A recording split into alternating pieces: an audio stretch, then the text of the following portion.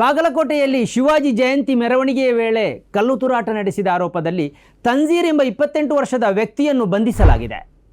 ಈತ ಮಸೀದಿಯ ಹೊರಗೆ ಇಟ್ಟಿರುವ ಶೂ ರ್ಯಾಕ್ನ ಅಡಿಗೆ ಇರಿಸಿದ್ದ 2 ಕಲ್ಲುಗಳನ್ನು ಎಸೆದಿದ್ದಾನೆ ಎಂದು ಜಿಲ್ಲಾ ಪೊಲೀಸ್ ವರಿಷ್ಠಾಧಿಕಾರಿ ಸಿದ್ಧಾರ್ಥ್ ಗೋಯಲ್ ಪತ್ರಿಕಾಗೋಷ್ಠಿಯಲ್ಲಿ ತಿಳಿಸಿದ್ದಾರೆ. ಈ ಕಲ್ಲು ಪೊಲೀಸರ ಮೇಲೆ ಬಿದ್ದಿದೆ ಮತ್ತು ಓರ್ವ ನಾಗರಿಕರ ಮೇಲೆಯೂ ಬಿದ್ದಿದೆ. ಕಲ್ಲೆಸೆತದಿಂದ ಯಾವುದೇ ಗಾಯ ಆಗಿಲ್ಲ ಎಂದು ಅವರು ಹೇಳಿದ್ದಾರೆ. ಈ ಕಲ್ಲು ತೂರಾಟದ ಕೃತ್ಯವು ಮೆರವಣಿಗೆ ಮಸೀದಿಯ ಬಳಿ ತಲುಪುವ ಮೊದಲೇ ನಡೆದಿದೆ. ಇದು ಪೂರ್ವಯೋಜಿತ ಕೃತ್ಯ ಅಲ್ಲ. ಡಿಜೆ ವಿಚಾರಕ್ಕಾಗಿ ಕಲ್ಲು ತೂರಾಟ ನಡೆದಿಲ್ಲ ಎಂದು ಅವರು ಸ್ಪಷ್ಟೀಕರಣ ನೀಡಿದ್ದಾರೆ. ಯಾರು ದೇವರು ಮೇಲೆ, ಯಾರು ಹಿಂದೂ ಕಾರ್ಯಕರ್ತ ಮೇಲೆ, ಯಾರ್ದು ಪಬ್ಲಿಕ್ ಮೇಲೆ ಏನು ಕಲ್ಲು ಹೋಗಿಲ್ಲ, ಏನು ಚಪ್ಪಲಿ ಹೋಗಿಲ್ಲ. ನಮ್ಮಿಬ್ಬರು ಪೊಲೀಸ್ ಮೇಲೆ ಇನ್ಕ್ಲೂಡಿಂಗ್ ನನ್ನ ಮೇಲೆ ಕಲ್ಲು ಟಚ್ ಆಯಿತು. ಯಾರು ಪಬ್ಲಿಕ್ ಮೇಲೆ ಹೋಗಿಲ್ಲ. ನಾವು ಪೂರ್ತಿ ಬಂದೋಬಸ್ತ್ ಮಾಡಿದ್ದೀವಿ, ಡ್ರೋನ್ ಸರ್ವೆ ಕೂಡ ಮಾಡಿದ್ದೀವಿ, ಎಲ್ಲ ಕಮ್ಮಿ ಮೀಟಿಂಗ್ಸ್ ಕೂಡ ಮಾಡಿದ್ದೀವಿ. ಎಲ್ಲರೂ ನಮ್ಮ ಕಾನ್ಫಿಡೆನ್ಸಲ್ಲಿ ಇದ್ದಾರೆ, ನಮಗೆ ಸಹಾಯ ಕೊಡ್ತಾ ಇದ್ದಾರೆ. ರಾಡ್ಗಳನ್ನು ಏನಾದರೂ ಹಿಡ್ಕೊಟ್ಟಿದ್ರೆ ಸರ್? ಏನಿಲ್ಲ. ದಯವಿಟ್ಟು ನಾನು ಪ್ರೆಸ್ಗೆ ರಿಕ್ವೆಸ್ಟ್ ಮಾಡ್ತಾ ಇದ್ದೀನಿ, ಏನಾಗಿಲ್ಲ. ತಾವು ಕೂಡ ಒಂದ್ಸರಿ ವೆರಿಫೈ ಮಾಡಿ ಆಮೇಲೆ ಹೇಳಿ. ಏನು ರಾಡ್ ಇರಲಿಲ್ಲ, ಮಲ್ಟಿಪಲ್ ಸ್ಟೋನ್ಸ್ ಇರಲಿಲ್ಲ, 2 ಕಲ್ಲಿತ್ತು. ನಮ್ಮ ಪೊಲೀಸ್ ಮೇಲೆ ಬಿಟ್ಟು ಪಬ್ಲಿಕ್ ಮೇಲೆ ಯಾವುದು ಬಿದ್ದಿಲ್ಲ, ಯಾವುದು ದೇವರು ಮೂರ್ತಿ ಮೇಲೆ ಬಿದ್ದಿಲ್ಲ, ಯಾವುದು ರಾಡ್ ಇರಲಿಲ್ಲ. ಸತ್ಯಕ್ಕೆ ಏನಿಲ್ಲ. Your brand deserves more attention, more leads, more growth. From powerful digital marketing that drives results to smart software solutions that streamlines your business and high quality printing that makes your brand stand out. Tundeja Publicity. ವೀಕ್ಷಕರೇ, ಇದು editors ಪೇಕ್. ಇದಕ್ಕಿಂತ ಮೊದಲು ಚಿಕ್ಕಮಗಳೂರಿನಲ್ಲಿ ಇಂಥದ್ದೇ ಕಲ್ಲು ತೂರಾಟ ಘಟನೆ ನಡೆದಿತ್ತು. ಈ ಸಂದರ್ಭದಲ್ಲಿ ಬಿಜೆಪಿ ಶಾಸಕ ಸಿಟಿ ರವಿಯಿಂದ ತೊಡಗಿ ಅನೇಕರು ಮುಸ್ಲಿಮರತ್ತ ಬೆರಳು ತೋರಿಸಿದರು. ಮುಸ್ಲಿಂ ಸಮುದಾಯದ ಯುವಕರು ಕಲ್ಲು ಎಸೆದಿದ್ದಾರೆ ಎಂಬ ರೀತಿಯಲ್ಲಿ ಹೇಳಿಕೆಗಳು, ಪ್ರತಿಭಟನೆಗಳು ನಡೆದವು. ಮೀಡಿಯಾಗಳು ಭಾರಿ ಆಸಕ್ತಿ ವಹಿಸಿ ಈ ಕೃತ್ಯದ ಹಿಂದೆ ಮುಂದೆ ವರದಿ ಮಾಡತೊಡಗಿದವು. ಬಳಿಕ ಮುಸ್ಲಿಂ ಯುವಕರನ್ನು ಥಳಿಸಲಾಯಿತು ಮತ್ತು ಪೊಲೀಸರಿಗೆ ಒಪ್ಪಿಸಲಾಯಿತು. ಇವರೇ ಕಲ್ಲು ತೂರಿದ್ದಾರೆಂದು ಹೇಳಲಾಯಿತು.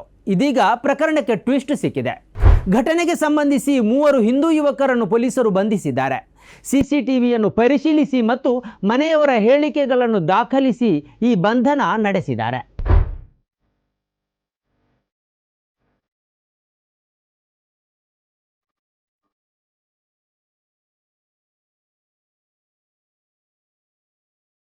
ಈ 2 ಘಟನೆಗಳಲ್ಲಿ ಒಂದು ಪಾಠ ಇದೆ.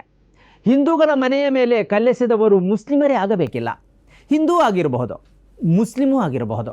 ಬಾಗಲಕೋಟೆಯಲ್ಲಿ ನಡೆದ ಶಿವಾಜಿ ಮೆರವಣಿಗೆಯ ಮೇಲೆ ಕಲ್ಲೆಸೆದವ ಮುಸ್ಲಿಂ.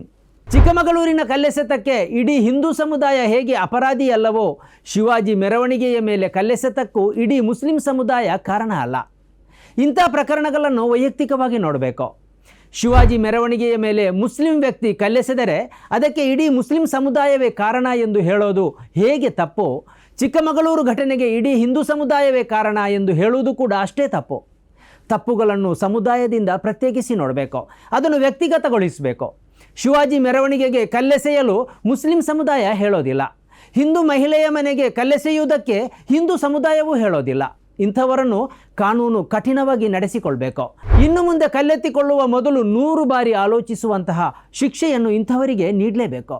ತಪ್ಪು ಮುಸ್ಲಿಂ ಮಾಡಿದರೂ ಹಿಂದೂ ಮಾಡಿದರೂ ತಪ್ಪು ತಪ್ಪೇ.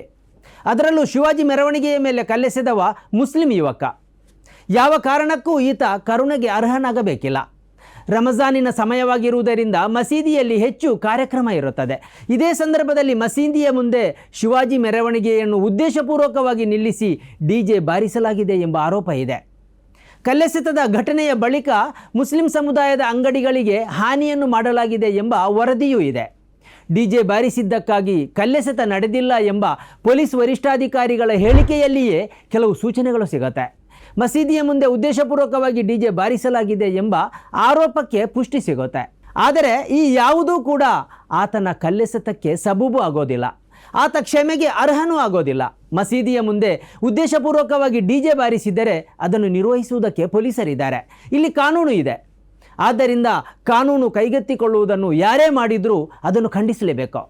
ಮಸೀದಿ ಇರೋದು ಇನ್ನೊಂದು ಸಮುದಾಯದ ಸಂತೋಷಕ್ಕೆ ಕುತ್ತು ತರುವುದಕ್ಕಲ್ಲ. ಮೆರವಣಿಗೆ ನಡೆಸೋದು ಕೂಡ ಇನ್ನೊಂದು ಸಮುದಾಯದವರಿಗೆ ನೋವು ಕೊಡೋದಕ್ಕಲ್ಲ. ಈ ಬಗ್ಗೆ ಸಮಾಜದ ಮುಖಂಡರು ಹೆಚ್ಚು ಎಚ್ಚರಿಕೆ ವಹಿಸಬೇಕು. ಸ್ನೇಹಿತರೆ, ನಿಮ್ಮ ಅದ್ಭುತ ಬೆಂಬಲದಿಂದ ಸನ್ಮಾರ್ಗ ನ್ಯೂಸ್ ಚಾನೆಲ್ ಈಗ 2 ಲಕ್ಷ ಸಬ್ಸ್ಕ್ರೈಬರ್ಗಳನ್ನು ದಾಟಿದೆ. ಇದು ನಮ್ಮ ಯಶಸ್ಸಲ್ಲ, ಇದು ನಿಮ್ಮ ಯಶಸ್ಸು. ನಮ್ಮ ಮುಂದಿನ ಗುರಿ 4 ಲಕ್ಷ. ಇದು ಕಷ್ಟವಲ್ಲ. ನೀವು ಮಾಡಬೇಕಾದದ್ದು ಸಿಂಪಲ್. ನೀವು ಸನ್ಮಾರ್ಗ ನ್ಯೂಸ್ ಚಾನೆಲ್ ವಿಡಿಯೋವನ್ನ ನಿಮ್ಮ ಸ್ನೇಹಿತರಿಗೆ, ಕುಟುಂಬದವರೊಂದಿಗೆ ಹಂಚಿಕೊಳ್ಳಿ ಮತ್ತು ಅವರಲ್ಲೂ ಸಬ್ಸ್ಕ್ರೈಬ್ ಮಾಡಲು ಹೇಳಿ. ನೀವು ಶಕ್ತಿಯನ್ನು ಕೊಡಿ, ನಾವು ನಿಖರ ಸುದ್ದಿ ಕೊಡ್ತೇವೆ. ಧನ್ಯವಾದಗಳು.